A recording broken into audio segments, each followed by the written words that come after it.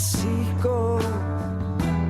No les pregunten lo que piensan sobre Cristo.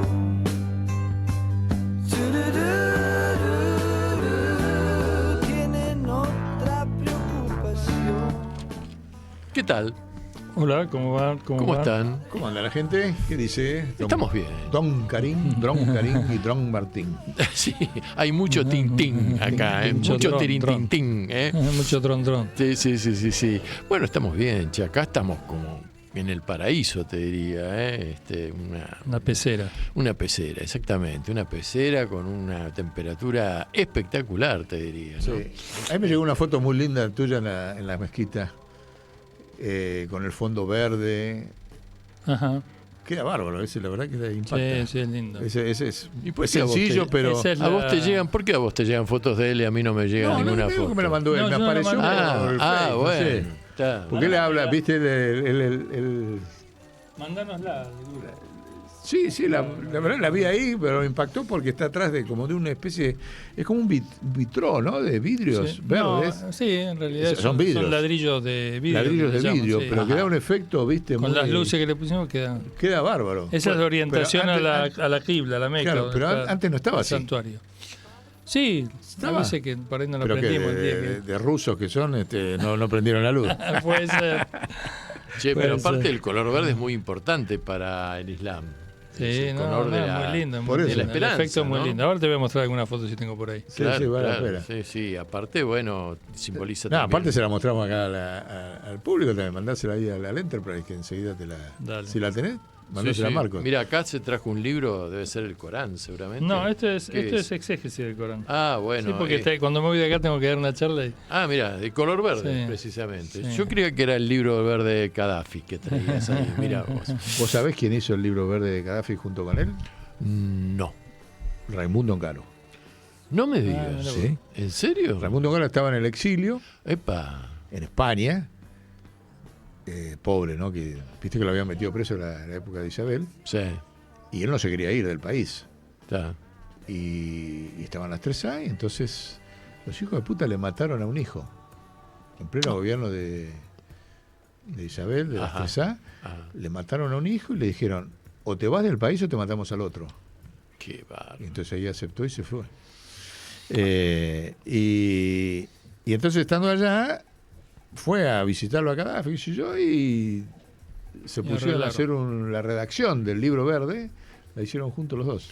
Mirá, Eso te lo cuenta el Gringo Amichetti y los compañeros del sindicato gráfico que lo sabían bien la historia esa. ¿habrá estado el señor Guglielminetti en esa historia metido? Porque formó parte de las 3A. No te sé decir. En inteligencia y todo eso, ¿no? Puede ser. Puede ser. Pero fíjate vos la maldad, ¿no? O sea, el tipo le decían, andate del país. Porque Claro. él decía, no, yo no me voy, me sigo resistiendo. ¿Viste? Como era Angara, había estado tantas veces preso en las dictaduras que Claro. no, te tenés que ir, porque claro, se convertía en un gobierno de Isabel, con Ongaro preso. Era un... Además, Ongaro, un y hombre hacer qué hijo de puta. madre. profundamente católico, Sí, profundamente tremendo. creyente, ¿no? De los buenos, además. Bueno, a los raíz de eso buenos. tuvo un duelo muy largo. A partir de ahí se vistió siempre de negro, Sí, exactamente. a partir de ese hecho. Ujú. No quiero ser necrófilo, Sí. que entre lo negro y Ongaro y todo esto, pero acaba de fallecer como consecuencia de una aneurisma un gran compañero dirigente obrero, el gringo Pianelli de Metro Delegados. Hace, bueno, no sé si fue ayer me o dijeron, sí, no, que hoy fue, sí. no Sí, sabía. un buen, aparte un excelente tipo era. Bueno, qué sé yo, estas cosas que ocurren, ¿no? También los buenos se van, no solamente los Guglielminetti, ¿no? Y hablando de hombres de negro, les recomiendo, estoy viendo una miniserie muy interesante, y por supuesto también a nuestros oyentes, se llama Mussolini, el hijo del siglo. El hijo del siglo. El hijo del siglo. Está hecho en base a un libro escrito por un historiador y novelista italiano, que no recuerdo en este momento el apellido. Son 4 tomos, 4 libros, y la serie esta, que tiene 8 o 10 capítulos, es el libro número 1 y es el surgimiento de lo que luego se va a llamar el movimiento fascista. Tiene mucha similitud, no es igual, tiene mucha similitud con lo que está ocurriendo en la Argentina. Me refiero a que el fascismo surge en una época de crisis muy profunda en Italia, con un gran desencanto del pueblo italiano, un gran desarrollo popular de la izquierda en ese momento, representada por el Partido Socialista, un rey caduco que no existía prácticamente, y en los momentos de crisis, según lo que opinaba Mussolini, los pueblos buscan personalidades fuertes, que además les transmitan mensajes muy simples, pero entendibles. Hay que verla, véanla, la dan por movie, y es muy, muy interesante las similitudes para entender un poco lo que está sucediendo en nuestro país. Y tal vez en el mundo también, ¿no? En el mundo, diría. Pero bueno, a lo que concierne a la Argentina... con realidades diferentes, ¿no? Porque sí. son países industrializados, como en su momento... Bueno, Perón no vino en un momento de industrialización, más bien él impulsó la industrialización, pero las condiciones cambian. Pero eso de un líder que tenga consignas claras y fuertes, más allá de que si están bien, regular o mal, sí, es obvio. En el momento de disolución y de fragmentación y de crisis, tiene alguien que venir a poner orden o ilusión de orden al menos. En el caso de Mussolini, a ver, Mussolini no era un tonto, bajo ningún punto de vista, un hombre que venía de la izquierda, del periodismo, e inclusive que se manejaba en ciertos ambientes intelectuales con los que luego rompe.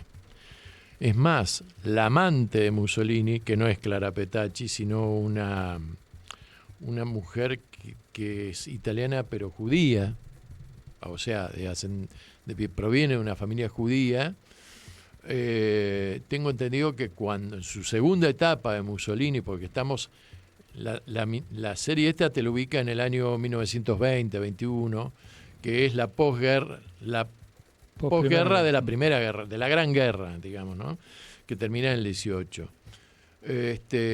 Tengo entendido que, según la historia, esta mujer, luego cuando Mussolini se va acercando más a Hitler, rompe con Mussolini, y qué cosa curiosa, en la década del 40 viene la Argentina. Esa mujer. Vivió en Buenos Aires, parece ser.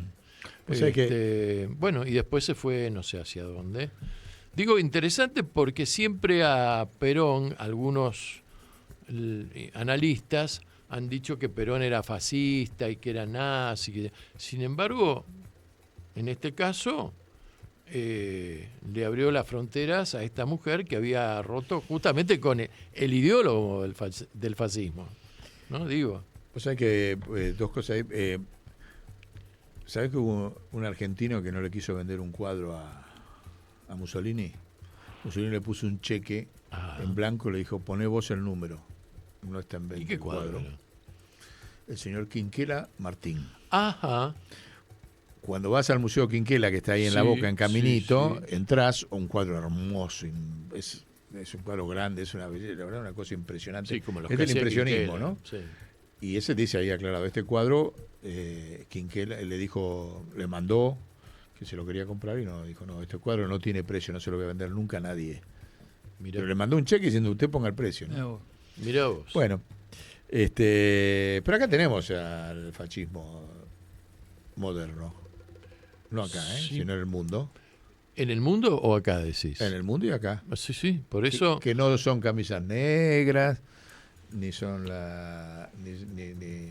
ni salen el duche, ni No, pero ¿sabe algunos... quién es? ¿Quién? Palantir. Palantir. ¿Quién es Palantir? ¿No conocés quién es Palantir? No sé quién es Palantir. ¿Qué Bueno, es? te estoy diciendo. Palantir es la empresa de inteligencia que contrató la OTAN para que maneje los datos de seguridad de toda la gente del mundo, privada, ahora que es la que hizo la inteligencia en Gaza, Ajá. y que ahora el presidente quiere traer acá en el marco de estos decretos que sacó.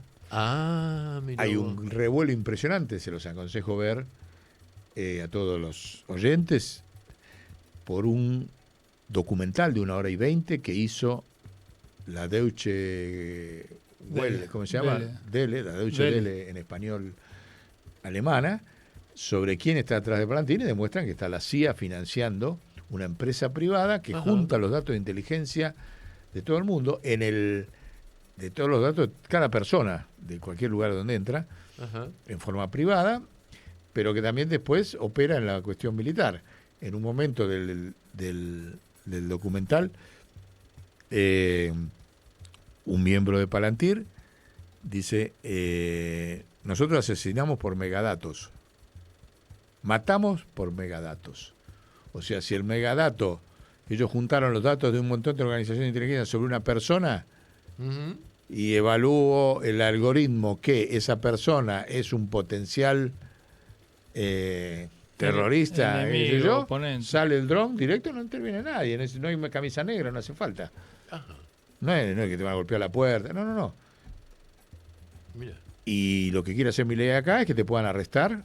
Bueno, la sin orden inteligencia ahora judicial. va a tener esa prerrogativa. Bueno, pero lo que va a usar para es que abusar eso, está te puede vigente. allanar, te puede llevar, te puede está secuestrar. vigente. pero la bueno. que determina esa información es la empresa privada esta de inteligencia que acaba de denunciar con ese...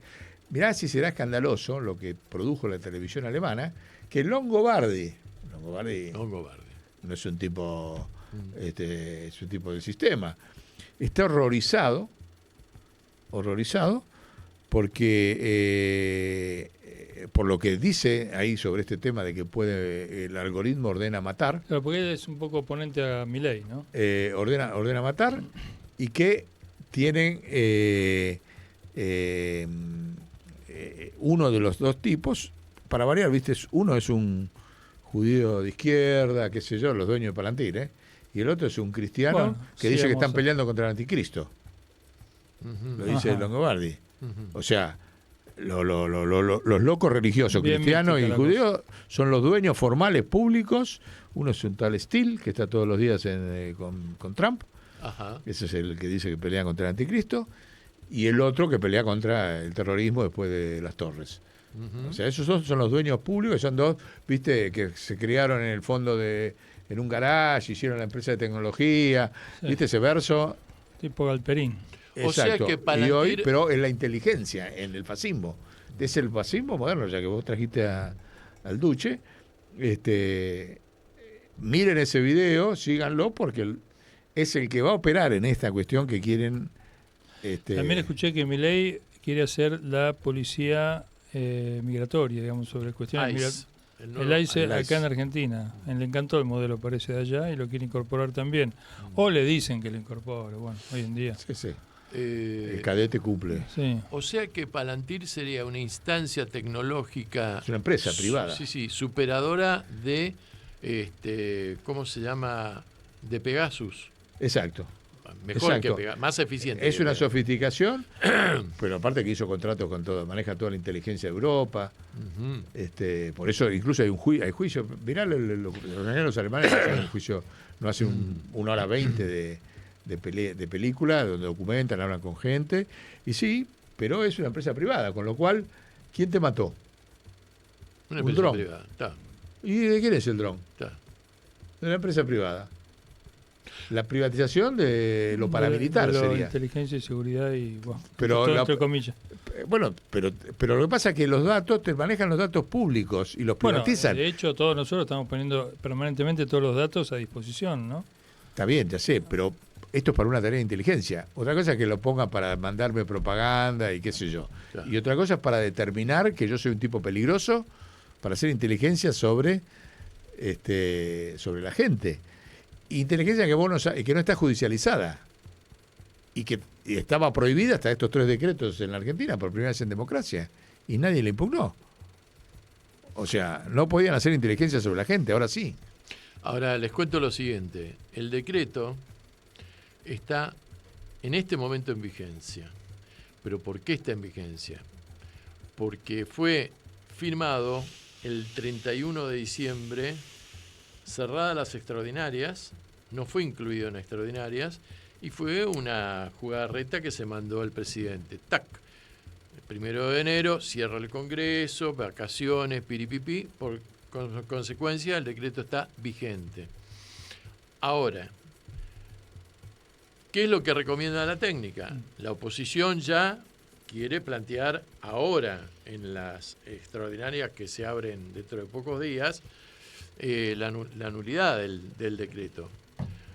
Hay tácticas distintas de Unión por la Patria y de otros bloques de la oposición de judicializarlo o no el tema.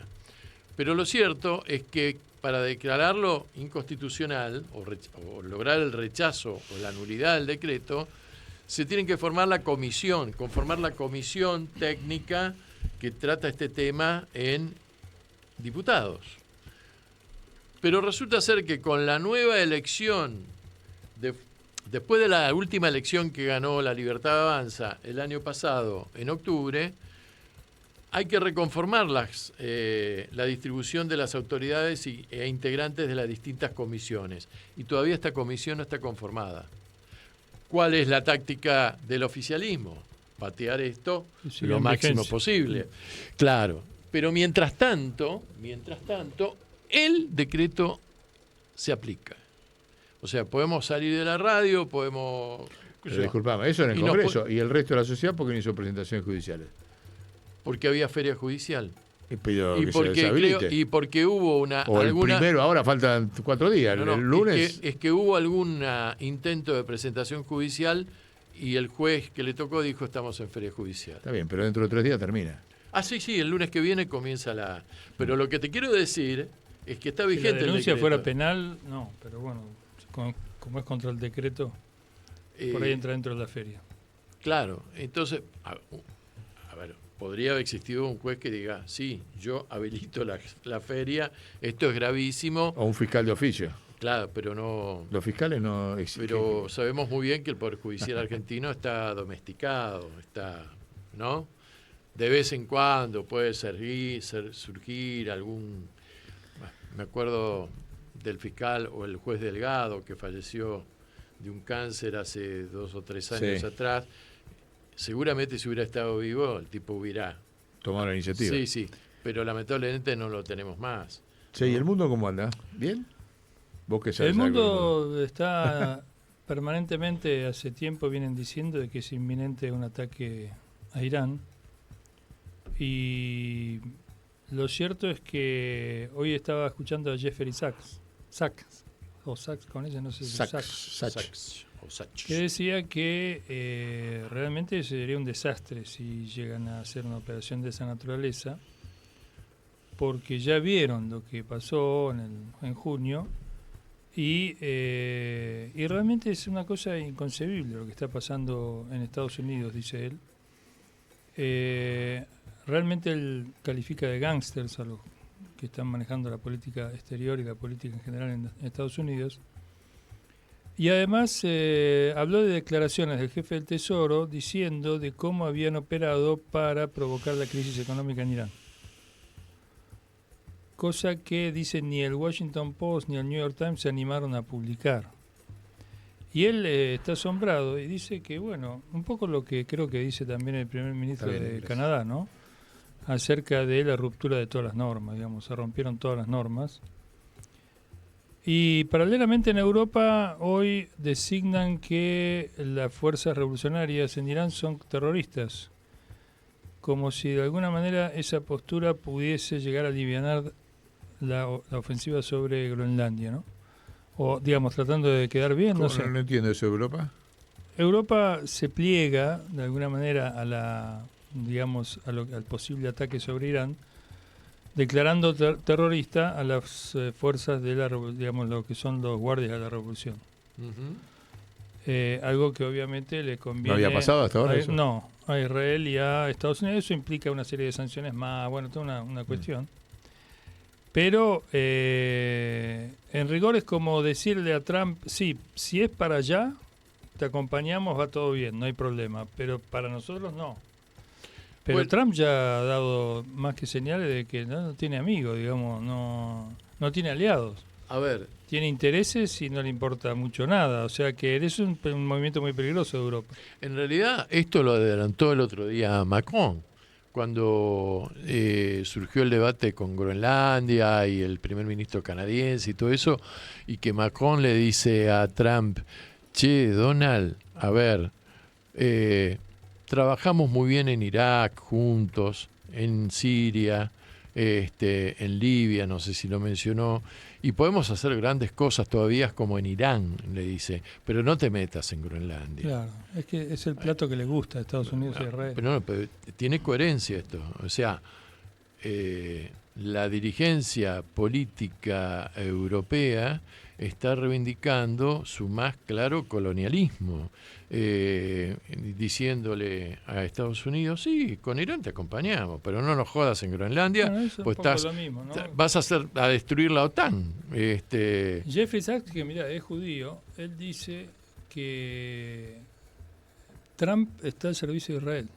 ¿Y qué es Israel? Quiere arrastrar a Estados Unidos a este ataque. Y paralelamente el líder de la Revolución Islámica, Ayatollah Khamenei, que no está ni escondido ni en un búnker ni nada, porque hace encuentros en su casa, donde está más bien. Él vive ahí, pero tiene como un salón grande donde recibe a los distintos grupos, donde da sus charlas, digamos, con las que guía a los iraníes. Y bueno, y les habló de estar preparados y de que, bueno, les mencionó, es una disertación muy linda, la verdad que habría que ponerla al aire. Lo que pasa es que tiene la traducción un poco letra chica, no me animo acá por ahí La podría enviar y después se verá, pero es una disertación muy interesante. ¿Sobregrabar arriba con tus palabras? No, podría ser, habría que prepararla. La cuestión es que él dice ahí, él hace mención de la historia del Islam, cuando fue atacado el profeta, en la segunda batalla importante. La primera ganan los musulmanes a más de miles de idólatras, apenas 300. Y en la segunda, que en intento de venganza de esa derrota, los idólatras van a Medina, a donde estaba el profeta, a atacar, y se enfrentan en una zona montañosa y los musulmanes ganan la batalla nuevamente. Pero un flanco de arqueros que había puesto para cuidar la retaguardia, cuando ven que los musulmanes ganaron el terreno, abandonan el puesto y van en busca de botín. Desobedecen la orden del profeta, que era cuidar la retaguardia, y por la retaguardia entra la caballería y hace estragos. Y termina siendo una situación de una victoria, pasa una suerte de empate. Pero la cuestión es que hay muchos heridos, el profeta sale herido, los auxiliares salen heridos, muchos huyen de los musulmanes. Y cuando retornan a Medina, los idólatras creen que las fuerzas del profeta están débiles y es el momento de dar el golpe, haciendo alusión a lo que dice Trump ahora, que Irán está débil y es el momento de dar el golpe.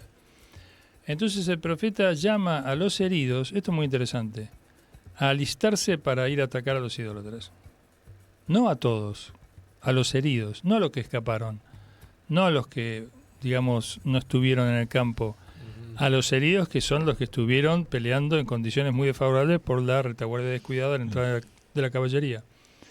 Y con ello fue, y se asustaron los idólatras y le quitaron parte del botín, etcétera. Bueno, fue un triunfo más. Y en ese sentido hace alusión de que el trabajo del enemigo es permanentemente asustar, Trump permanentemente, los medios, sí. Todos, una cantidad de medios en persa inclusive están metiendo miedo a los iraníes todo el tiempo. Yo veo en internet videos de gente, se supone que es de Irán, bueno, escapando por la montaña porque el golpe es inminente, toda una cuestión. El líder que se fue a un búnker y qué sé cuánto. Pero lo cierto es que realmente si llegase a suceder, y todo parecería que algo va a suceder, porque si no sería demasiada alaraca y después contraproducente si no hacen nada. Pero bueno, la cuestión es que realmente es algo que puede llegar a, porque se habla de un ataque mucho más grande que el de junio, con lo cual la respuesta también va a ser mucho más grande. Y entonces esto puede cambiar mucho las cosas. Turquía, Arabia Saudita y Emiratos, que es totalmente pro, digamos, y es el país punta de relaciones con Israel, dijeron que cierran su espacio aéreo porque saben que la ligan. Ya Irán aparte dijo, todo aquel que se pliegue al ataque es declarado enemigo, digamos. Y bueno, y este Jeffrey Sachs dice que probablemente Irán se ha empujado a, si ve un problema existencial, a utilizar armas realmente que en esta otra oportunidad de junio no utilizó, o utilizó sí, misiles hipersónicos, pero no contra lugares muy sensibles, lugares específicos de inteligencia, militares, etcétera, pero esta vez, si el ataque fuese mucho mayor y fuera, digamos, hablarse de algún peligro existencial o algo muy desproporcionado, entonces esta vez Israel sufriría un golpe que puede hacerlo colapsar. En cuyo caso yo creo, esto ya es futurismo, pero que nosotros lo tenemos en las tradiciones proféticas, ¿no? Que los primeros que entran en Palestina y recuperan Palestina son los hermanos suníes del Islam, que son básicamente Turquía, Siria, Jordania y Egipto. Es decir, ante un Israel muy debilitado, vos pensás que esos 4 países que yo mencioné están con mucho rencor con relación a Israel. Es decir, se aguantan y se dejan humillar, pero eso no quita que no tengan un enorme rencor. Lo que pasa es que los que lo frena es la fuerza que tiene hoy por hoy Israel con Estados Unidos. Pero la situación puede realmente cambiar todo el panorama mundial. Y ahí, bueno, ahí se abrirá un nuevo capítulo que tiene que ver con lo que vos siempre planteás, que yo creo que lo que hay que ir pensando y armando es la era post-Milei, que no puede, digamos, perdurar mucho tiempo por el tema de las políticas que lleva a cabo, que son muy, muy alineadas, y entonces una derrota allí en el poder central de este movimiento, bueno, afectaría muchísimo a Milei, que no tiene política propia. Milei lo que hace, digamos, está encaramado en el poder porque lo pusieron para que haga una tarea que la hace y es lo que lo sostiene. Pero si vos lo dejás, digamos, se corta el lazo con los centros de poder y él tiene que decidir qué hacer. ¿Qué ideas tiene? No. Ajustar para pagar la deuda, aparte, digamos, que además le incrementa. Entonces, cada vez tiene más enemigos política internos. Ahora una parte del círculo rojo ya está una pelea enfrentado. con Roca, ¿no? Chatarrín. Techín, ¿viste? ¿Ahí qué pasó? ¿No le dio qué pasó con la concesión? Y le importan de la India, no ni siquiera de China, los caños, para hacer el gasoducto de allá de 450 Ojo kilómetros. que se puede hacer también un arreglo para ir contra China. Es decir, Estados Unidos muchas veces trata de levantar a la India contra China. Entonces a lo mejor dijo, bueno, te damos acá negocios, acá en el patio trasero tenés un par de negocios. Bueno, ahí lo que... Acá están asociados con los chinos, los hindúes. En esa cuestión. En este proyecto parece que hay alguna asociación económica. Bueno, pero ni en los ese caso hindúes ni los chinos son tontos. Lo que me llamó la atención es el acuerdo de Europa con la India. Hicieron un acuerdo de libre comercio firmado ayer o antes de ayer. Sí, importante. Tremendo, son 2.000 millones de personas, Son 2 Américas. Sí, pero eso hablaría de que entonces la política de Estados Unidos de aislar a Latinoamérica de China... Nada menos, es que nada menos de que de la mano de Milei. Esto es todo muy esto es todo muy volátil. muy negocios son negocios, es business un plan de 15 días. Yo creo que el problema que tenemos es que este imperio en decadencia planifica 15 días. Y entonces el otro también planifica 15 días. Entonces Europa dijo, así que vos decís que yo estoy entregado, sumiso, ya no tengo razón de ser, todo lo que le dijo. Mirá, me hago un acuerdo de libre comercio con China, con la India, 2.000 millones de personas. Europa, que está ahí vinculado con Asia, podría hacer estragos. Bueno, pero ya lo hicieron, lo anunció ayer, es la madre de todos los acuerdos, le llama Europa. Y claro, vos pensás, son 2.000 millones de personas. América toda junta, suponiendo que tiene América Latina bajo su control, son 1.000. Vos sabés que en el Líbano tenía un gran problema de electricidad, que realmente paralizaba al país en tremendos problemas. Y los chinos y los iraníes le dijeron, se lo resolvemos nosotros. Y a pesar de que realmente se lo resuelven, por el veto norteamericano ellos no pudieron. Ahora, con estas políticas, claro, van empujando cada vez más hacia China, hacia los BRICS, en definitiva. Estados Unidos presionó y demoró con su presión a la India para que no le comprara armamento, aviones a Rusia. Hoy la India le está comprando los aviones a Rusia. Ah, sí, eso sí. Ojo, Sí, sí. Yo vengo escuchando desde hace años, pocos años, ojo con la India, se habla mucho de China, ojo con la India, que cuando la India empiece a moverse, y me parece que ya se entró a mover la India, y la prueba la tenemos acá. Bueno, pero acá China está muy por delante todavía. O ¿cómo? sea, No, China sí, está muy pero, por delante de la India. Sí, pero mira que esto, Pero hay Lo una que pasa es que alianza. si Mirá. empiezan a ver el modelo chino, ¿sabe qué? La India son 1.400 millones también. acá está Asindar es de los ArcelorMittal, es hindú. Ahora se metió con el Riggy en la minería, la India. Uno de los proyectos de minería que se metieron ahí, se presentaron y qué sé yo, para meterse a fondo en el negocio de la minería en la India. Ahora se meten desplazando la producción siderúrgica de Techín. En Argentina. Se metieron en Córdoba, pusieron una concesionaria de venta de tractores y maquinaria agrícola directa a hindú, Ajá. que está rompiendo a todas las fábricas locales. Ya están acá. Sí. Che, Sí que está. ¿Te imaginas que acá no va a quedar nada en pie? ¿Qué dice el campo todo esto, de todas estas medidas? El campo no dice nada. Está Está de vacaciones en Punta del Este. El ¿Qué campo, onda? el campo no existe.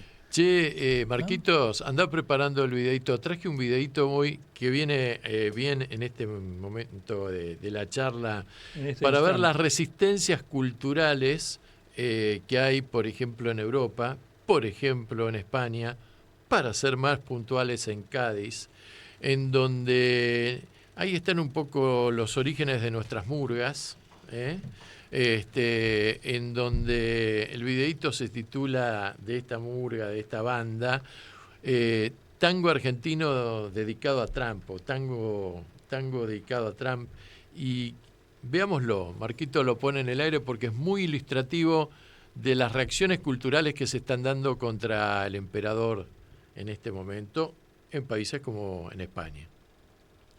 Díganos el que usa tanta insolencia, y el que usa la arma para imponerse con la violencia, y el que no miente si usa su diplomacia, cuando usa su autor la democracia. Un dictador es quien usa palabras para engañar al mundo, que usa su ejército enorme para imponer su interés inmundo, y que usa la división, usa la traición, usa la injusticia, el que usa los grandes medios, usa los muros en su noticia, el que usa su influencia para tener metida en su mundo la humanidad. Un presidente usa sus asesores, pero en su fiesta secreta usa niñas menores. Un profesor usa el mal, usa su máquina y usa todo su arsenal para meternos miedo. El que usa rencor, y el que usa bandera para sembrar la guerra civil en su propio puerto, usa para invadir nuestro pueblo hermano, usa el petróleo venezolano, usa la excusa de un dictador. Y aunque hay algunos que usan su argumentario, yo usaré solo misionario para decir lo que pienso yo. Y usaré dos palabras que se usan juntas, me da igual que me la discutan. Usa país inhumano con un gobierno tirano que tiene de presidente a un verdadero hijo de puta. Bueno, Es un poquito mejor que los shows de Milei, ¿no?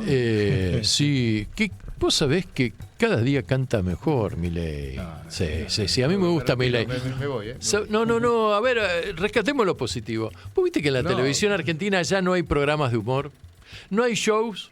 Yo me acuerdo cuando era pibe existía la revista de Dringue, revista existía de La Dringue. Galera con Pinocho, había Tuerca, show la musical. Tuerca. No, pero Tele show, Cataplum. sí, todos estos programas han desaparecido. Lo tenemos a Milei, que reemplaza Pero es para a llorar, todo. pero es para llorar, Sí, no sí. para- Es interesantísimo lo de Milei, te digo. Es muy interesante, muy ¿Qué te pasa? interesante. ¿Es el calor? ¿Es algún No, problema no. ambiental? Vos sabés que yo vuelvo a la historia, che. A ver. Nerón. ¿Perón?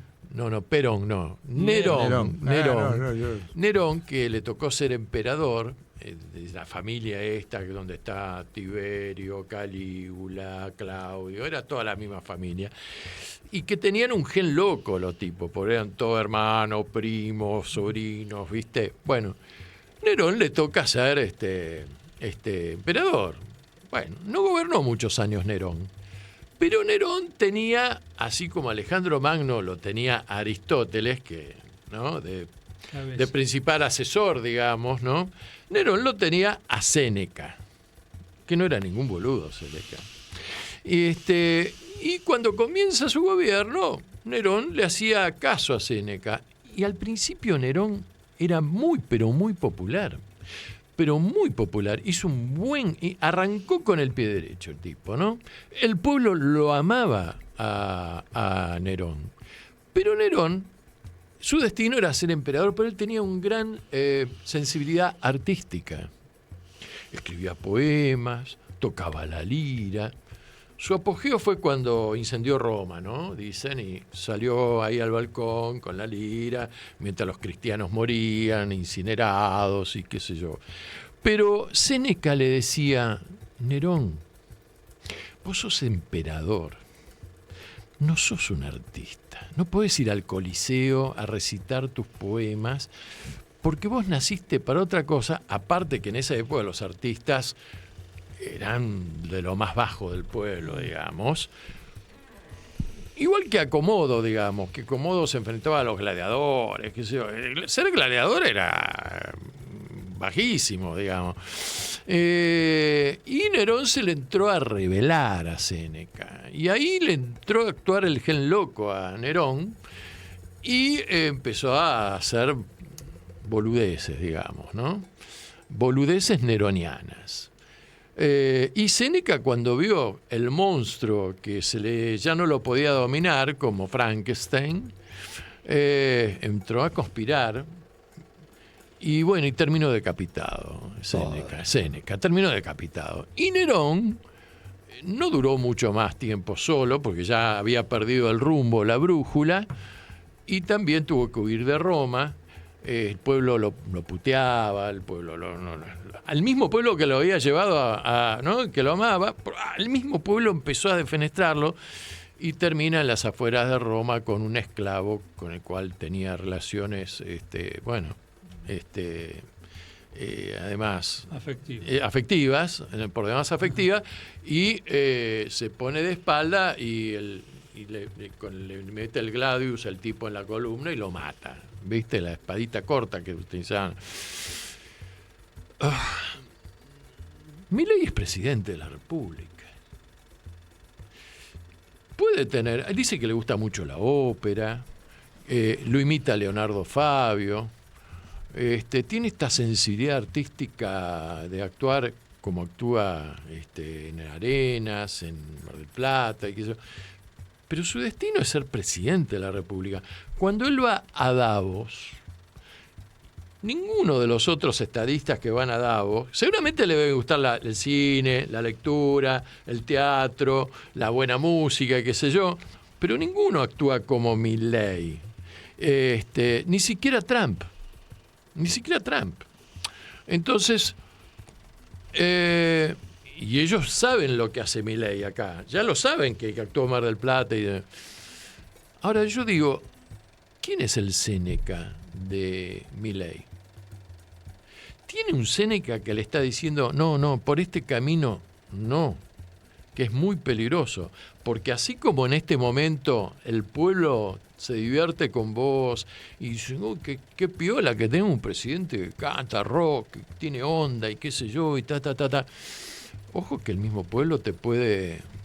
Bueno, él dijo que su asesor espiritual era al revés, ¿cómo era? El de Habab Lubavitch. El que es embajador en Argentina, en Tel Aviv, en este momento. Ese es uno, sí, uno de sus maestros. Mira, hubo un amigo mío... ¿Pero se juega a ser Séneca ese hombre? No, para nada, pero de una cosa maneras... que le diga, mirá, pero bueno, viste... ¿No? Puede... No, yo te digo quiénes son sus maestros, no que sean Séneca, pero bueno, según él, ¿no? Digo yo, tal vez, o será Santiago Caputo su Séneca, o será Karina su Séneca. No. O no hay Séneca, tal vez. Él actúa así impulsivamente o le hace caso a su instinto, ¿no? Y por ahora le va bien, porque el tipo, por ahora, la verdad es que conecta, tiene el 41% de aprobación en el pueblo. Por otro lado, no tiene oposición, la oposición no existe en la Argentina, existen voces aisladas, muy respetables algunas. Para un minuto, ¿no? Porque vos decís 41% es como demasiado, me parece que le estás dando demasiado volumen. Él, en todo caso, los que se abstuvieron de participar en las elecciones son el 60%. Después te queda sobre ese 40%. Ah, por supuesto, sí. Bueno, eso es un detalle a tomar. Entonces, bueno, habría que ver. A ver, los intereses coloniales siempre tuvieron el 30% en la Argentina. Desde la Revolución de Mayo. Sí. Ajá. no es que... Lo que pasa es que este tiene un apoyo internacional, pero a mí lo que más me preocupa, ¿sabes qué es? No es él, es nosotros. El silencio de este lado es lo grave. Bueno. Porque si no hubiera silencio del lado que dice ser opositor a Milei estaría mucho más desgastado. El silencio es patético. Mira, te voy a leer una parte de una carta que mandó un amigo mío que vive en Israel. Ajá. Que era compañero mío de secundario, que de luego putea a Netanyahu, putea a Trump, y todo esto. Pero hice una reflexión que me pareció interesante. En general habla de lo que está pasando en el mundo. O sea, Dice, este sistema no necesita ganar siempre. Le alcanza con cambiar el estándar de lo tolerable. Me pareció una reflexión muy inteligente. ajá. Como que los tipos, el poder central, pierdo, pero si el que sigue después me profundiza que se tolera cualquier cosa, no importa. Es por lo cual ha fracasado los gobiernos de izquierda en América Latina. O sea, ¿por qué han perdido todos? Porque toleraron para lo que no te votaron. O sea, te voté para A, pero después vos cuando te sentás, no tengo correlación, no, ni siquiera, no tengo correlación de fuerza, no hago nada. Ya. Y entonces te cambia el estándar de lo tolerable. El punto es hasta dónde vamos como pueblo, ya no como élite que gana una elección, seguir tolerando esto. Yo pregunto, ¿no tenemos vergüenza los argentinos que exista Milei? ¿Perdimos la vergüenza? A mí me da vergüenza. Sí, a mí me da vergüenza internacional. O sea, yo pasé de ser... Argentina era Francisco, era el Papa. Claro. A esto. Claro. Que esto te lo pone Nerón, te lo pone, el imperio, todo lo que quiera, qué sé yo. Pero ¿y de acá? ¿Cómo no hay reacción? ¿Cómo puede ser que estemos tolerando lo que nos parece, lo que no tolerábamos hace unos meses? Hubo un desgaste muy grande del kirchnerismo. No, bueno, pero como pueblo, olvídate de la figura política. La reacción, o sea, ¿cómo puede ser? Por ejemplo, yo decía, te van a reformar la ley laboral y qué sé yo. ¿Y cómo los trabajadores no toman la CGT? No que la CGT haga algo, porque no lo va a hacer. Pero ¿por qué los trabajadores no van y toman la CGT? ¿Qué lo va? ¿La CGT va a llamar a la policía para que lo desalojen? ¿Vos vas a dejar que te pongan la reforma laboral donde perdés todos los derechos y todo el mundo mirando por televisión cuando al Macri tipo bailando en el Maipo? Cuando Macri la quiso hacer se armó un despelote brutal. Y entonces te das cuenta de lo tolerable que dice. Es preocupante. Respecto de la reacción, te voy a leer una cosa. Entonces, ¿cómo puede ser que haya un discurso? Mira, el de Canadá hace un discurso peronista. Sí. Llama a hacer un tercer movimiento porque estás en la mesa o estás en el menú. Exacto. Y acá lo critican. No, pero el tipo laburó en el Jeffrey Sachs. Qué sé yo, si algún momento laburó ahí. Pero hoy lo que me dijo, ¿me sirve o no me sirve? Entonces, estoy preocupado, en serio. No tenemos vergüenza. No me gusta una Argentina sin vergüenza. La verdad, no me gusta. Respecto a este tema, tenemos medio país que se está incendiando. La Patagonia, ¿no? Y recogí este texto de un periodista que sabe mucho sobre la iglesia argentina, se llama Washington Uranga, ¿no? Escribe en página 12. Y este artículo fue publicado el 22 de enero próximo pasado y se intitula, es muy cortito, dice: La iglesia en defensa del pueblo mapuche. Y dice así, dice que el equipo diocesano de la pastoral aborigen de Neuquén, ¿no?, emitió que depende directamente de la Iglesia Católica, sacó un comunicado en el que calificaron de absurda e irracional la acusación formulada por autoridades del gobierno nacional, en la que señalaron de manera genérica a grupos terroristas autodenominados mapuches como responsables de los incendios forestales que afectan a la Patagonia. Y agregó en este comunicado la pastoral, ¿no? Diocesana Pastoral Aborigen de Neuquén, que la paz social no se construye con acusaciones infundadas, sino con verdad, justicia y diálogo. Hacen referencia el artículo a que Patricia Bullrich, que es actual senadora y jefa del bloque de La Libertad Avanza en el Senado, dijo que si los grupos que se autoproclamaban o autoproclaman mapuches son responsables de estos incendios, las van a pagar como terroristas. Y no se entiende. Y apuntó directamente. Tiene que pagar como terrorista. Y apuntó directamente a la resistencia ancestral mapuche, RAM, definiéndola como una organización terrorista.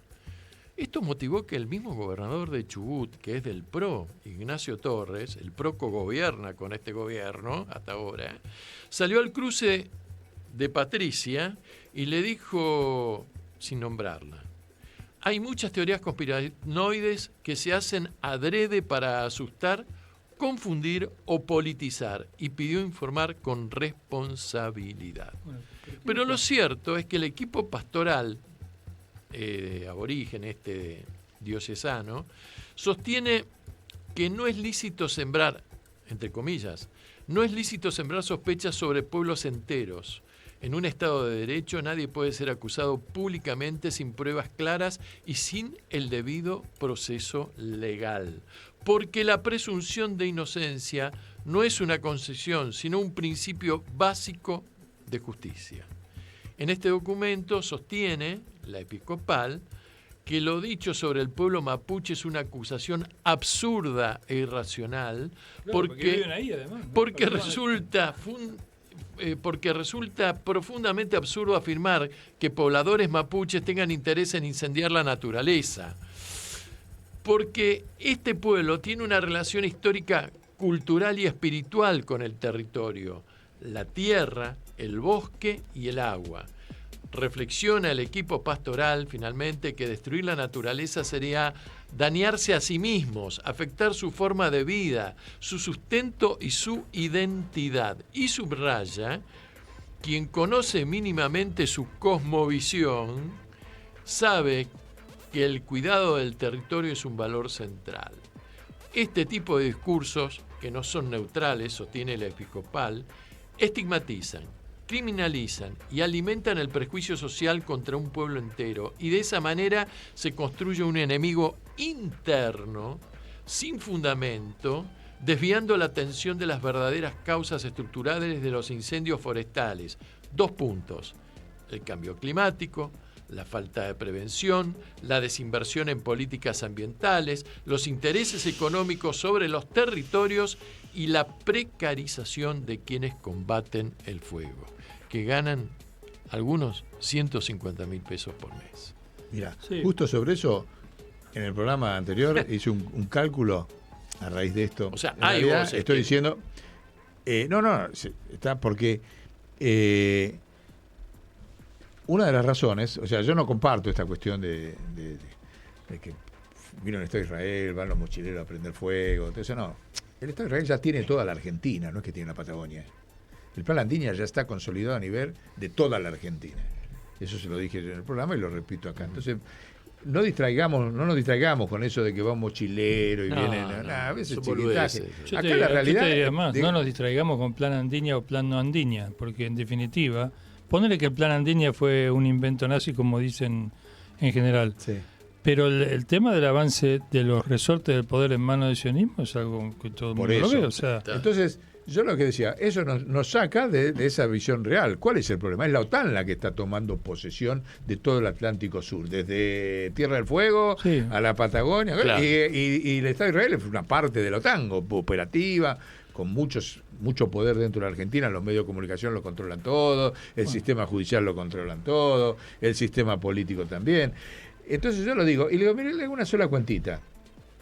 ¿Sabes cuánto cuesta que no se vuelva a prender fuego la Patagonia del próximo verano?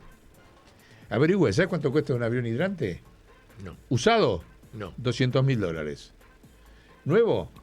3 millones de dólares. ¿Sabes cuántos turistas se van al exterior en la Argentina? 90.000 se fueron este año. En el año no. En el Ahora en año, las vacaciones. ahora sí, 90.000. varios millones. Si a cada uno le cobras $30 por haber sido afuera, los paga, porque un tipo que se va afuera se gasta 3.000, Sí, 4.000 claro. dólares, te ponen los $30 de impuestos destinados a tener una flota de 200 aviones contra usados y nuevos para poder combatir el fuego.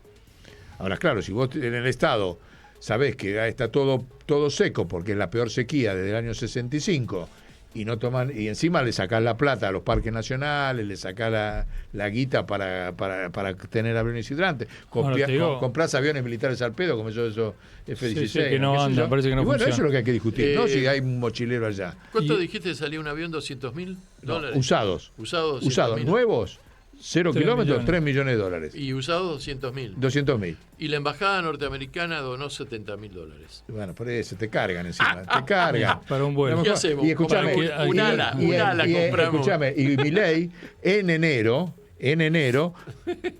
para pagar la deuda externa, los intereses de la deuda externa que él mismo generó, incluido el préstamo que le hicieron para ganar las elecciones, Sí. puso $4.000 millones de dólares, devolvió los 2.000 que le dio Estados Unidos y pagó $2.000 millones de dólares. ¿Sabes con qué lo pagó? Con $3.000 millones de dólares de nueva deuda que le dieron a los bancos y con la venta en $700 millones de dólares por 30 años de la concesión de todas las represas de la Patagonia. Y de eso no habló nadie. De la, 700 millones de dólares entregó todo el Comahue. El Comahue. exactamente. Todo el Comahue. Y de 700 eso no se y pico, habló. Sí, sí, es verdad. Ahora, el humo tapó eso. ¿Eh? Hablamos de los incendios. Ya. O sea que, ¿cuántos aviones comprabas vos con la plata de las represas del Comahue? Y no lo dice nadie. Entonces ahí está el problema, ¿entendés? ¿Dónde está la oposición que Pero lo ataca hay otra cosa, con estas cosas? Hay otra cosa. Él mencionó al gobernador diciendo que cambios climáticos y intereses económicos, dijo. Ahora a mí me asombra que en Chile sí se agarraron a algunos tipos que intencionalmente hicieron fuego. Los multaron, después, Sí. bueno, las penas fueron más leves de lo que en teoría tendría que haber sido. Pero aquí no agarraron a nadie. Yo todavía no vi una persona que diga, lo vimos, fue y está preso. Ahí se dicen que fue que fue el otro, pero no hay nadie. Pero Entonces, que- ¿cómo puede ser con tanta Y impunidad? además cada tanto sacan Los esta- pueblerinos sí los agarran, sí los ven, sí los filman en los videos de internet, pero algo oficial no Además hay. cada tanto reviven esta cosa, este sello del RAM. Nadie sabe qué es el RAM. El RAM me hace acordar al ISIS. Es el que tiene en Bristol la sede. ¿ese Sí, es? sí, el RAM. Mira, te voy a leer. Sí, sí, Es te voy- como el ISIS, ¿viste? ¿Quién maneja el ISIS? Porque, pero cada vez que El aparece Boko el Haram. ISIS y aparece el RAM, es para favorecer y dar Intereses argumentos a la derecha. Que no son del pueblo. Digo. Exacto, para reprimir. ¿Entendés lo que te digo? Es muy curioso eso. A ¿no? ver. Yo Yo creo, vos leíste acá una cuestión donde está empezando a jugar la iglesia un poquito, se está Sí, moviendo sí, esto, sí. lo otro, qué sé yo. y la espiritualidad Te voy también. a contar que es lo algo hablaba que Karim en algún A otro Karim le va a programa. interesar el martes.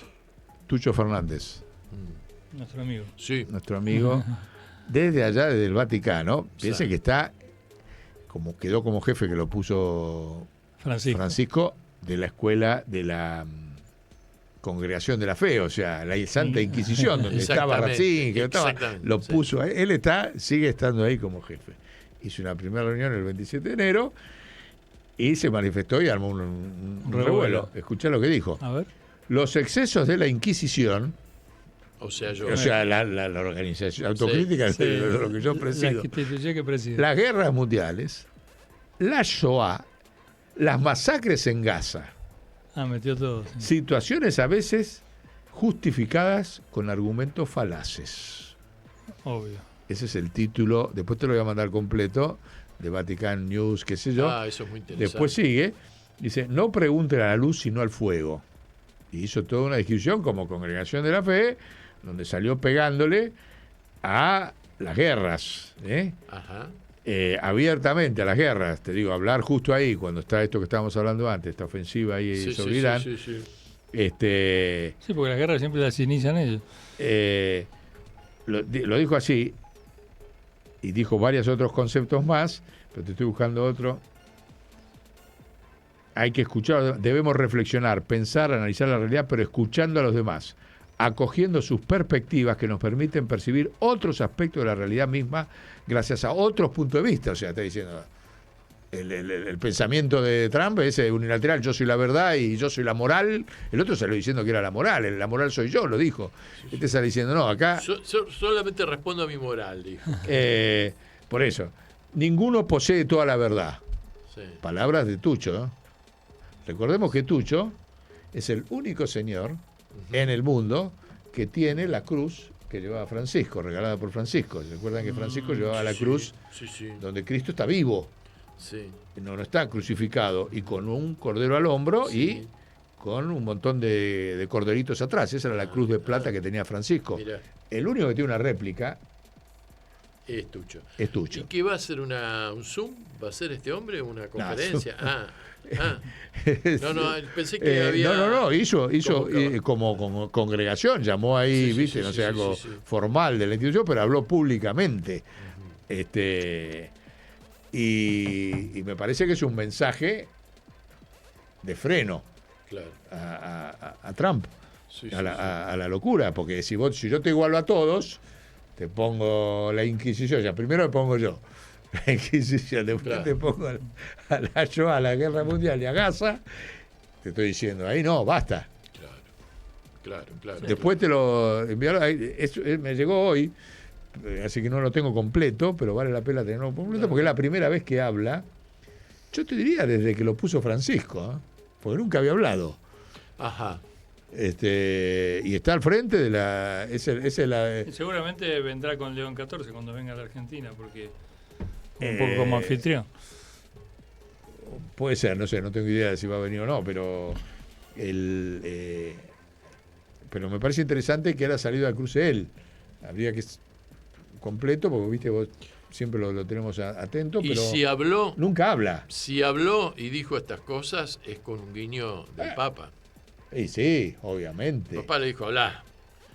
No, estaba al lado del Papa. Estaba al lado del Papa cuando estaba al lado de él. Mirá. Bueno, entonces ya está. Ni guiño hubo. Estaba el Papa participando del evento Mirá.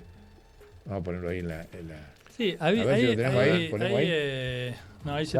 Ahí está. Está muy chiquito. Si lo agrandás con el dedo, la foto va a salir mejor. Agrandala. Hay una versión, no sé si ustedes la escucharon. ¿Se lo mando, Marcos? Se lo mando. Hay una versión, no sé si la escucharon, una gestión de la Iglesia con Maduro para ofrecerle un salvoconducto a Rusia. No sabía. Que Maduro rechazó. Maduro no se quiso ir de Venezuela. Ajá. ¿En serio? Antes de que se lo llevaran. Claro. Sí. La Iglesia intercedió para que se fuera a Rusia. Pero es una versión de internet, no sé, no la puedo... Vos sabés que va a haber ahora, fíjate, ahí en Brasil, me llama la atención, en Brasil ahora en febrero se hace un encuentro por el tema de Venezuela, latinoamericano. De todo el mundo. ¿En el marco de qué institucionalidad? Una especie de como Porto Alegre, ¿te acuerdas del foro de Porto Alegre? Sí. Los momentos sociales. Los momentos sociales, ahora en febrero. Van todos ahí, pero el eje es el tema de Venezuela, que no es menor, viste que sí, está bien. Lula tiene que haber dado el guiño ahí, pero que se haga un encuentro ahí, va a empezar el 3 de febrero, hay un encuentro también, o sea... El tema Maduro te lo sacan de la agenda de los medios, pero por abajo sigue... Voy a ver si para la semana que viene selecciono un videíto de un discurso que ustedes también lo habrán escuchado esta semana de Lula, con un sombrerito... Está muy canchero Lula, con ese sombrerito, camisa roja, ahí está, sombrerito azul. Ahí está, mira, Tucho. Ahí está Tucho, con León XIV, y igualando la Inquisición a Gaza. ¿Sabes lo que es? Lo de Shoah, bueno, ya se sabe. Pero igual, lo novedoso como paradigma es igualar la Inquisición a Gaza. Qué bárbaro. No es menor, ¿eh? Sí. Bueno, te decía, ese videíto es muy interesante, el discurso que hace Lula, en donde dice, fijémonos lo que pasó en Chile, Venezuela, Ecuador, Argentina, el Paraguay, Bolivia, y en donde dice, en definitiva, que él lo que busca es acuerdos con Petro, con México, y bajo ningún punto de vista va a aceptar que le den órdenes como un país colonial y volver a la esclavitud. Muy interesante ese discurso, porque creo que Lula termina reelecto en el próximo... Le está yendo muy bien a Brasil, además, muy bien. No, la verdad que el comunismo brasileño es muy exitoso. Hay que organizarse para voltear a este. Claro. Gana Lula y pierde Trump. ¿Y con qué se queda? ¿Con la chica esta, cómo es? ¿Con la que baila? Con Fátima. Con Fátima. Fátima López. Fátima López. Flores, Flores, sí, Fátima Flores. Y ojo que Brasil es una gran potencia mundial, económica, más que México todavía, ¿viste? Y la pata de los BRICS acá. Claro. Pero voy a buscarlo ese videíto porque es muy, muy interesante y esclarecedor escucharlo. Yo quería hacer una alusión breve a así brotes de islamofobia que hay, pero siempre tengo que reconocer en las redes las posturas pro-islámicas son mucho mayores. Es para nosotros un aliciente, porque el argentino está bien, se lleva bien con todo el mundo, y digamos no es muy sumiso a la propaganda, digamos, toda la cuestión propagandística. En todo caso genera como un barniz muy, muy superficial, que enseguida el argentino es muy abierto, muy, muy integrador y muy amigo. Nosotros salimos a hacer una actividad que se hace en el marco de la mezquita, que es una ayuda a la gente. Hola, Guillermo. Una vez por semana. Ajá. Y yo publiqué una foto de los hermanos que están ayudando ahí, junto a varias organizaciones que realmente muy, muy interesantes, solidarias. Y ya se hizo como un ambiente. Nosotros hace un año que estamos con eso, todos los sábados. Y publiqué la foto y tuvo 25.000 visualizaciones y más de 3.000 interacciones, o sea, de comentarios o me gusta, etcétera. La mayoría fueron muy afín, agradecidas o elogiando, que es lo normal, ¿no? Cualquiera que hace algo. Pero mucho brote islamofóbico, de evangélicos, de nacionalistas, que ustedes váyanse de este país, váyanse a su país, ¿qué tienen que hacer acá? Bueno, me llamó la atención bastante. Hay mucha actividad en las redes, que no es natural, digamos, de argentino. Puede ser que algunos sí esté... Y sí, también, porque nosotros esa virulencia, digamos, para mí es una novedad. No es novedad. Nada. Es una novedad. En la calle no está eso. No, yo me parece bastante artificial. En la plaza te digo que tampoco. Yo a muchos los invito a que vengan a la plaza y veamos qué dice la gente. A ver si la gente, digamos, tiene problemas. En lo digital tenés que tener mucho cuidado porque hay mucho manejo de troll inmediato. No puedes confiar tanto. Yo no confío en nada de lo que yo vuelvo a siempre hago referencia. Bueno, pero te cuento algo. Milei acaba de hablar en un foro por la Shoah, de vuelta, una de estas cuestiones que permanentemente va. Ayer estuvo en el Holocausto. Sí, las víctimas del Holocausto, y ahí dijo que él de ninguna manera va a permitir esta alianza entre el islamismo y la izquierda, que, bueno, qué sé yo, pone en peligro, no sé, la paz mundial más o menos. Imagínate los portaaviones que pueden reunir la izquierda con los musulmanes. Claro. Esos son los que ponen en peligro la paz mundial. Pero yo siempre hago referencia a un hecho muy concreto y muy sencillo y callejero, ¿no? Que tiene que ver con lo que vos decís, cómo la Argentina y cómo las comunidades en este país conviven racionalmente. Cuando yo vengo para la radio, atravieso con mi bicicleta y mi bicisenda y mi casco, por supuesto, reglamentario.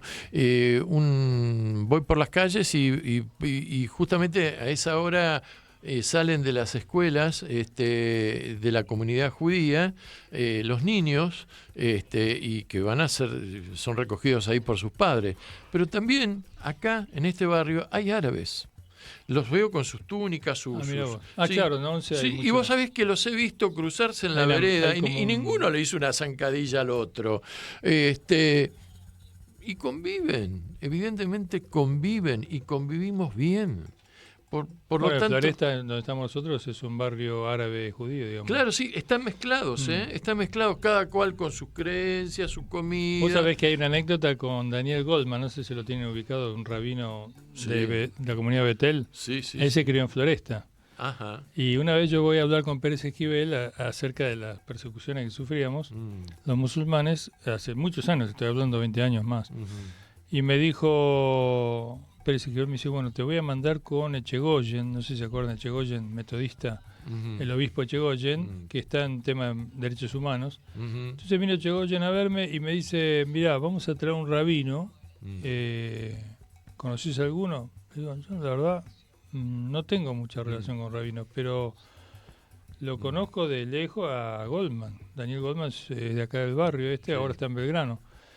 Me dijo, yo a Goldman lo conozco mucho. Y entonces vino a visitarnos con Daniel Goldman, que escribía en Página 12, le agarró un tiempo. Sí.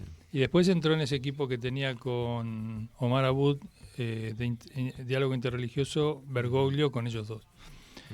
Y la cuestión es que vino a la mezquita y dijo, yo sé muy bien que los turcos de acá, yo me crié con ellos, jugué a la pelota con ellos. Sí. El padre de él con mi suegro tomaban mate en la esquina, imagínate, eran vecinos puerta a puerta de Medianera.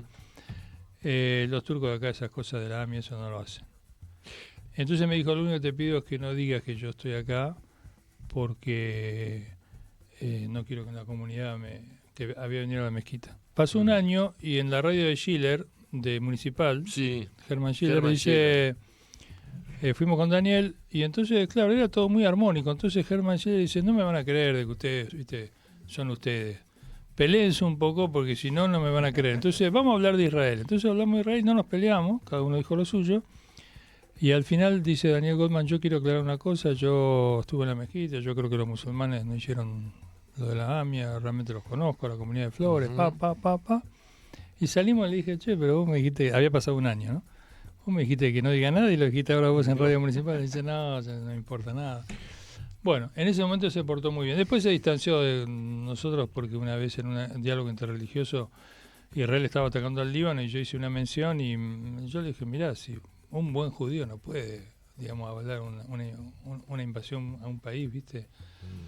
Y a mí no me ofende que vos critiques cualquier acción que hagan musulmanes, digamos, fuera de lugar. A mí no me toca, digamos. Sí, la verdad sí, que sí. yo me hago cargo de mi mal, lo critico con vos, me sumo. Pero bueno, a raíz de eso él se distanció.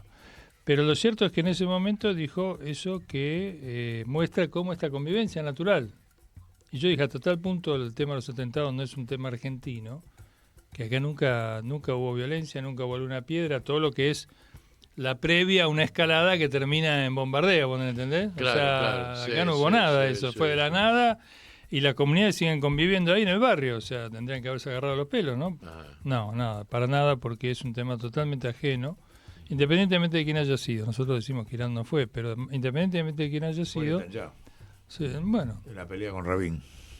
esa es una hipótesis. Bueno, pero Rabin, en el tema de la embajada de Rabin estaba vivo, ¿no? Sí, no, pero el tema era que los acuerdos que venía haciendo con el rey de Jordania. Bueno, ahí hay una interna muy grande que lo o mataron sea, a Rabin. cuando empieza a avanzar con los acuerdos con Jordania, Rabin, te digo porque tengo estudiado todo, me leí toda la biografía de Rabin. Sí. Entonces me leí y de uno de sus secretarios y demás, cuando reconstruyen cómo todos los rabinos del mundo habían certificado que Rabin, por el que cedía Traidor, el que cedía tierra de Israel, aunque sea judío, tenía que morir. sí, eso está Y entonces el acuerdo de los dos estados de Rabin decía, primer paso con los acuerdos con el rey de Jordania. Primer acuerdo con el rey de Jordania que se firma, no, primer acuerdo no, cuando se gana primer ministro, la embajada. Cuando va a firmar ya como primer ministro, que viaja a Estados Unidos, el rey de Jordania, ese día la AMIA. Mira vos. Lo tengo todo documentado, Claro. Y al año, la boleta Claro, de Rabin. claro. 92, 94, 95. Y ahí fue la consolidación de la teocracia con la derecha política de... Sin embargo, también aquí hay un aparente llamado de Rabin en el tema de la AMIA diciéndole lo que había que poner para ponerse de No, acuerdo eso con sí, que Menem. el tipo era primer ministro, tenía que cubrirse. A ver, o sea, le pone ahí, en ese punto, Rabin no es que salió a atacar a Netanyahu ahí, se cubría como primer ministro de que no se le agudizara el conflicto ahí adentro. Claro. Pero la realidad es que mi diagnóstico es ese, es los avances de... Rabin tenía una hoja de ruta que era, para poder hacer los dos estados, primero el acuerdo con Jordania. Y eran los pasos que venía dando. Claro. Después, En definitiva, confirmar lo que yo digo, de que no es un tema argentino, no, sino es algo que eso en brote de absoluto. acá. La Porque ligaste no tiene, acá no tiene antecedentes. porque era el Estado, porque el turco dejaba hacer lo que querían, el turco dispuso que las dos manzanas eran territorio israelí durante 15 días. Salieron del territorio argentino para que investigara el Mossad y la Policía Federal se quedó afuera. Claro. No, El eso... ejército argentino se quedó afuera también. Todo, sí, no. Por eso ese tema todavía falta. Bueno, hay mucho ahí. Había un libro que vos me diste, ¿te acordás? Muy interesante que habían hecho la Embajada de Irán. ¿La Baqué? No, el que hizo la Embajada de Irán. El embajador Bajarbán. Sí, yo lo tengo completo, que había estudiado todo el expediente judicial. Impecable. Mirá Si tenés vos. alguno, tráeselo a él. Dale. Me voy a fijar, Si no, yo tengo, le hago fotocopia, vale la pena porque es... ¿Qué era? ¿El que era el embajador? No. Sí, pero él se encargaba de la parte judicial en Naciones Unidas, de asuntos judiciales, y él tenía el tema de AMIA, lo manejaba él. Ajá. Pero investigó desde el punto de vista jurídico el expediente. Mirá vos. ¿Entendés? Qué interesante. Entonces es un tema pendiente porque yo no tengo duda. O sea, Rabin era dos estados. Sin ya decía, con los teocráticos, un solo estado. Está. Entonces, un solo estado judío. Un solo estado judío. Está. Entonces, pero aparte es impresionante las biografías, lo que le hacían los rabinos de Nueva York, las publicaciones, las biografías de Rabin, los tipos que la escribieron rescatan todas las agresiones que recibió permanentemente. Imagina cuando el tipo dice, escúcheme, la Biblia no dice que... la Biblia no es un catastro... del registro de la propiedad de inmuebles. ¿Te imaginás? Lo dicen públicamente. Claro. La Biblia no es un catastro de inmobiliario. ¿Te imaginas? Salieron todos los rabinos del mundo a decirle... Hereje. De la puta madre. Claro. O sea... Claro. Ya sabemos la historia de Rabin, ¿no? No es que lo vas a poner allá como San Martín, pero la realidad es que lo mataron ellos y la realidad es que cuando vos reconstruís la secuencia... Sí, que aparte, viste que lo que... Y entendés la ruta del tipo, que era Jordania, y cada vez que avanzó con Jordania, embajada, que nadie lo estudió ese tema. Ajá. Claro, había un argumento, te acuerdas, que era imposible sostener, ni siquiera valía la pena analizar que pudiera haber sido el de la AMIA un ataque orquestado, no por la gente de la AMIA, sino por algún sector dentro de Israel que la interna israelí. Y decía, no, eso no puede ni siquiera analizarse porque sería antisemita. Y claro. Pero matar a Rabin es mucho más grave que matar... matar a Rabin, que es un magnicidio de un primer ministro, al lado de lo que es la AMIA, que es una cosa aborrecible también, pero en términos de cuál tiene más volumen, más trascendencia, más impacto, más consecuencia, es el otro. O sea que si el otro es posible, no lo puede descartar de plano porque un judío no mata a un judío. Escucha, lo más fuerte en el manejo del expediente es las declaraciones del jefe de Policía Federal de Helicópteros. Ah, sí. Porque la otra teoría era... está el que mandaron a espiar de la policía. El comandante Brunet del ejército, que dice, le preguntan, porque todos los vecinos decían, toda la noche estuvieron volando los helicópteros arriba del AMIA, la noche previa. Mirá. Y lo mismo dice dijo ese sobreviviente, viste que hubo uno que estuvo enterrado un montón de tiempo, lo sacaron y murió a las 8 horas. También dijo, toda la noche estuvieron volando los helicópteros. Había uno que estaba esperando la tráfico. Entonces esperando en la tráfico para fue el comandante de Brunet, era el jefe de los... ¿Por qué razón, le pregunta el juez, declaró en emergencia aérea toda la zona, la mitad de la capital federal? Porque el tipo dijo, cuando tuvo que explicar, hay 10 tipos vecinos que decían, toda la noche volaron los helicópteros arriba de la mía, a baja altura. Y entonces dijo, estaba declarada en emergencia. ¿Por qué razón? Le pregunta el juez. ¿Sabe por qué razón? No. Porque se había jugado la final entre Brasil del Mundial, el domingo anterior, eso fue un lunes, el domingo a la noche se había jugado en la final entre Brasil y Italia, Y entonces teníamos miedo, teníamos instrucciones por miedo de que hubiera movilizaciones a la Embajada de Brasil. Que además, claro, la Embajada de Brasil está en Palermo. ¿Pero qué tiene que ver? Aparte, en Barrio Norte. Como si hubiese jugado Brasil-Argentina. Aparte, esa es la razón que da el jefe por el cual dispuso en libertad, dispuso en emergencia aérea la mitad de la capital federal. Por miedo a movilizaciones, que no hubo ninguna. Muy loco. No, loco no. Tiene sentido. Mentira. Claro. Fueron helicópteros, bajaron, pum. Esa es la verdad. ¿Por qué la pista de los helicópteros no se investigó? Nunca. Claro. Nunca no la investigó Nisman. Y esto está porque está en los libros. Está en el libro en el de Lavaqué. Esto que te digo está en el libro de Lavaqué. Y dices, ¿cómo? La verdad, o sea, ¿a vos te parece explicación seria? De que vos declarás en emergencia porque se juega una final de fútbol. No, es muy loco. Sí, no tiene. Y a la mañana siguiente vuela toda la mierda. Quizá lo que superó todo lo imaginable es el tema de las torres, ¿no?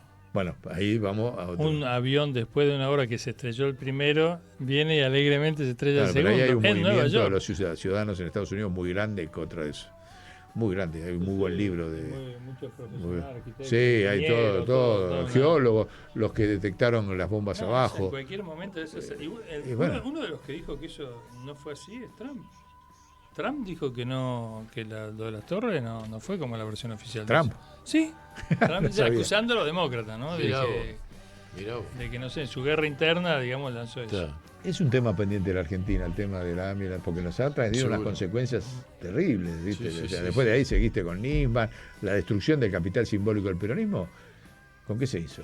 Con la embajada, AMIA, Nisman, y se cobraron a Cristina, Irán, y el acuerdo con Irán. Son los 4 elementos que destruyeron el intento de los argentinos de volver a tener un Estado, que fue el kirchnerismo. ¿A quién le acusás? ¿Cuáles fueron los elementos que nos debilitaron y llegaste a Macri, a esto? Bueno, chicos. Bueno, nos fuimos, pero no sé si nos fuimos. Hay órdenes de ir cortando la cosa. Bueno. Seguimos la semana que viene. Y sí, terminamos. Material vamos a tener, porque este mundo loco. ¿Se acuerdan de esa película de la década del Pasamos 70? El Tucho Fernández. El mundo está loco. ¿Te acordás? Es una comedia británica. Te digo una cosa, Guillermo. Estamos empezando tarde, pero la semana que viene empieza el señor su programa. Sí, así que nos va a echar a las 6 en punto. Los rajos. El programa, escuchame, le compramos el programa. Los rajos, me vengo con los muchachos del Mossad. A vos te conviene, ¿cómo se llama la entrega? El cambio que se produce cuando cambian de... El pase. A vos te conviene el pase. Así que sí, nos venimos con todo. Chau. Con Anochece en Buenos Aires, que no es poco. La semana que viene. Chau, nos vemos.